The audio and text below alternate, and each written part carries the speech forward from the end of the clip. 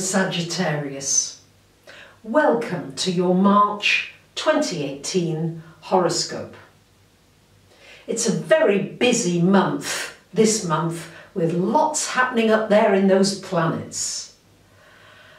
And we've also, from the 23rd of the month, got Mercury going retrograde. So I'm going to suggest that for the first 3 weeks of the month, wherever possible, you get any important paperwork done, any legal documents, contracts, leases, negotiations, all those kinds of things. If you can complete them before Mercury retrograde, that will probably make your life a little easier. It's not a terrible thing if you can't. It just means that often, not always, but often during Mercury retrograde things have to be repeated or redone, which can just be a little annoying. Try to get travel plans completed. Back up your hard drive. Anything technological, try to organise that before the retrograde. So let's look at this month in detail for you, Sagittarius. On the 1st of the month we start out with a full moon happening up here in your 10th house. And so with this full moon in the 10th house, I'm often asked, and by people who say, well, I don't have a career anymore, I'm retired, but still you have a place in this world in some way. You are in a context with other people. Even if you live alone, you've got people that you may speak to on the phone, you've got people that you might meet in the supermarket. So this is very much about shining a light or maybe making some changes for those of you with a career. A full moon may bring something to fruition for you, or it may bring some changes in your career in some way. It may also bring up some emotions, yes, for you to get in touch with your heart. What is your heart? What is your passion? Are you merely doing a job for the money? And if so, is it making you happy? Or if it's not, what can you do to make you happy in your career? And this moon may trigger that.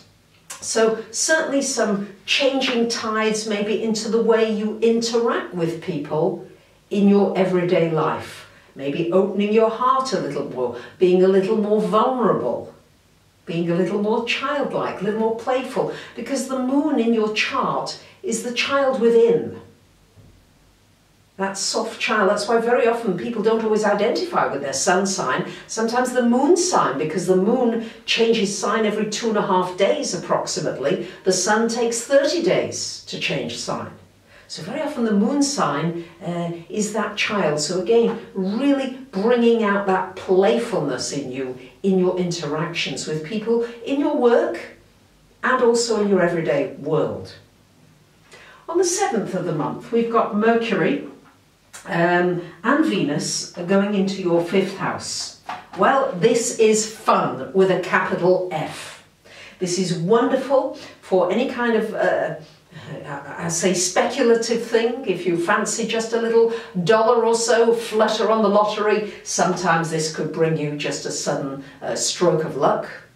I'm not suggesting you do it regularly, just with this aspect. It's something that might be fun. It's also great for romance. It's great for anything creative, anything entrepreneurial. These are just wonderful aspects for anything in those areas.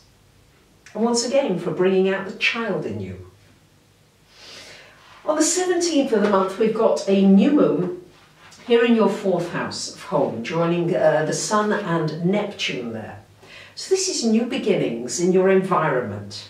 You might be moving home. You might be changing your surroundings.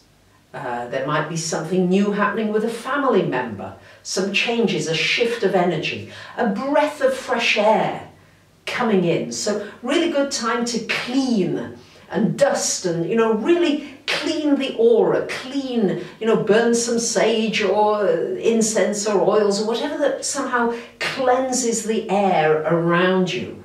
Would be really good to do with that new moon in your 4th house.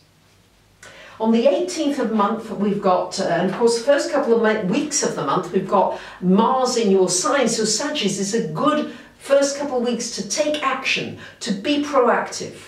Not to somehow, shall I, shan't I, will I, won't I, make decisions. Very few decisions are irreversible. You can always change your mind. You're a mutable sign. You do change your mind quite a lot sometimes. Give yourself permission to do that, and at the same time, take action. Do what you've been putting off, because you'll be productive with that Mars in your sign.